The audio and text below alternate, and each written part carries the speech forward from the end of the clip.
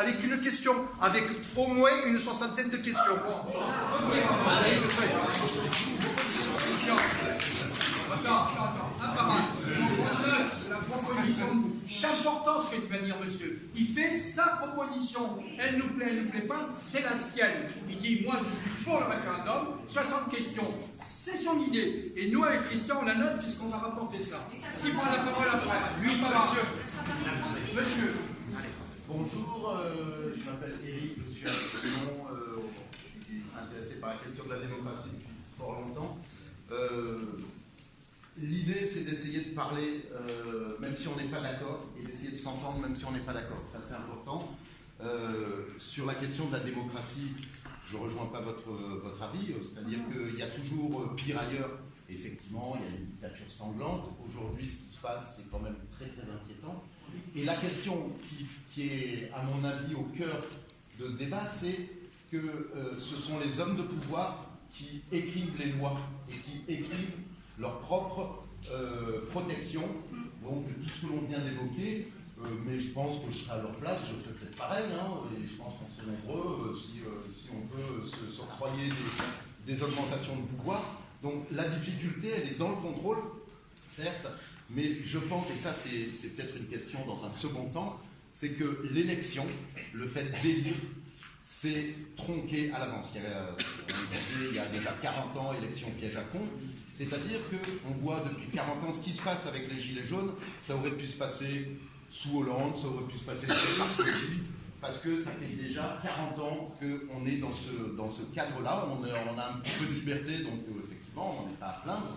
Par contre, au niveau des prises de décision, c'est valable dans les communes, c'est valable dans les communautés de communes, à tous les échelons du millefeuille administratif, comme on dit. Ce sont les gens pour qui on a voté une fois, qui ont fait des promesses pour être élus, donc l'élection pose un problème dans ce sens-là, parce que pour être élu, forcément, il faut plaire aux gens, et donc on arrive à dire des mensonges, etc. Oui, je vais essayer d'être court.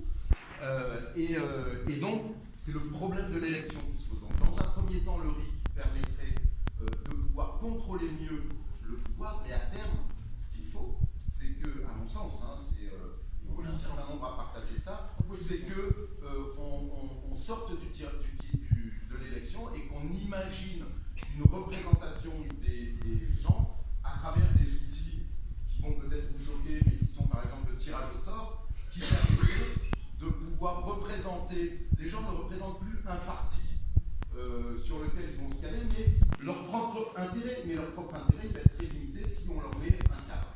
Voilà. Alors, on va la proposition de monsieur. T'as pu la noter, Christian? Ça va, c'est bon. Alors, à qui on donne la parole? Madame. Alors, madame. Bonjour, Mathilde. Je suis consultante en environnement et je travaille souvent à Bruxelles. Et du coup, je voulais éventuellement parler de ça parce qu'on entend beaucoup de choses à propos de Bruxelles. On entend beaucoup de choses à propos de Bruxelles et des lobbies, et c'est partiellement vrai. Et donc, je rejoins les critiques qui sont faites à la démocratie telle qu'elle est actuellement, mais je m'inquiète un peu. J'aimerais, disons, comprendre qu'est-ce que les Gilets jaunes veulent entendre par le RIC et qu'est-ce qu'ils veulent faire avec ça. Parce que, tel que je l'ai compris, c'est peut-être faux, mais c'est la possibilité pour les citoyens de se sécher de tous les sujets et dès qu'il y a une majorité que cette proposition soit ancrée dans la loi. Sur les sujets que je touche, l'environnement, il y a des sujets qui sont extrêmement techniques, qui sont aussi certes la porte ouverte au lobby, mais je me pose la question de la capacité du citoyen à vraiment faire une proposition de loi, à aller jusqu'au bout du processus, qui doivent être mieux intégrés pour éviter justement ces gonflages, l'impact des lobbies, qu'il y ait plus de contrôle, oui, mais qu'on puisse aller jusqu'au bout du processus avec une loi. Moi, ça me fait un peu peur. J'ai l'impression qu'on va pouvoir dire il y a une usine qui ne me plaît pas, il faut qu'elle soit interdite, et du coup, alors il n'y a plus d'emploi en France. Il faut, donc j'aimerais d'abord, c'est plutôt d'abord entendre qu'est-ce que les Gilets jaunes entendent par le RIC, et de trouver plutôt un chemin intermédiaire entre le RIC et la situation actuelle qui soit une meilleure intégration des citoyens dans les processus, mais qui est quand même une forme de représentation et qu'on garde une administration qui parfois est nécessaire parce qu'elle est compétente techniquement sur certains sujets. Madame, on va noter. On va noter son idée. Attendez, il faut qu'on finisse là. On va voir si Christian a pu noter la question. Oui, Christian, tu as pu noter? C'est le chemin intermédiaire entre le RIC et la situation actuelle, plus d'intégration. D'accord, voilà. Ok. Pour les sujets de Apparemment. Alors, le RIC, ce serait un citoyen lambda qui lance une pétition sur une plateforme dédiée, mise en place officiellement par le gouvernement. Au bout d'un certain nombre de signatures, donc tout le monde est invité, chaque citoyen s'est invité à signer cette pétition ou non. Au bout d'un certain nombre de signatures, un seuil de signatures par rapport au nombre d'électeurs en France, ça déclenche devant le RIC. Donc le seuil est à définir en France.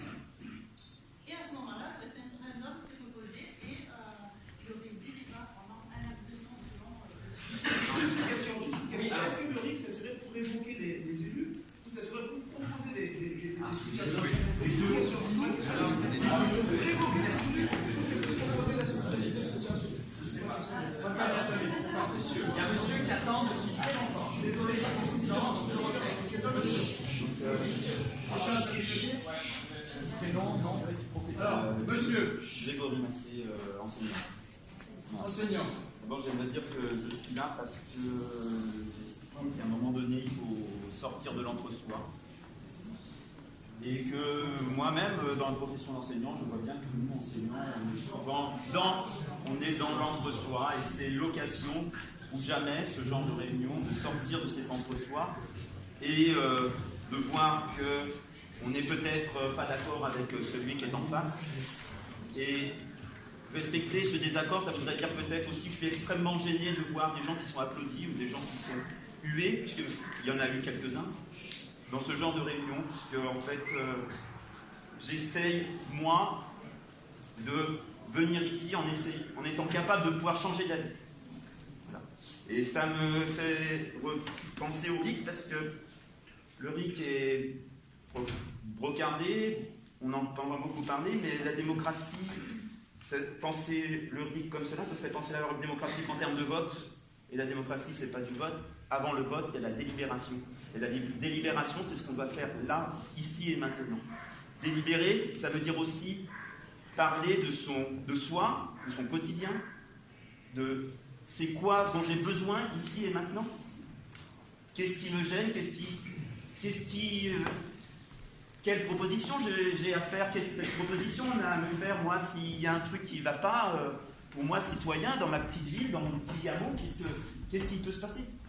Et c'est pour ça que la proposition que je fais, c'est pas tant des solutions globales pour des problèmes locaux. Si vous voulez, à mon avis, si on veut régler le problème de démocratie, il faut commencer par une petite échelle, la sienne. Et si on veut avoir du pouvoir, c'est pas en ayant proposer un RIC national qui va dire on va virer telle politique pour en mettre d'autres à la place. Non, le pouvoir, on l'a. Simplement, ce genre de réunion, il faut les multiplier. Alors, et puis, c'est une proposition. Multiplier ce genre de réunions, mais aussi les améliorer. Parce que je trouve que, je finis, je trouve que cette première réunion, on peut y trouver son compte, on peut y trouver beaucoup de défauts, mais par contre, il faudrait qu'on ait un feedback, qu'on se dise, mais qu'est-ce qui a marché dans cette réunion ?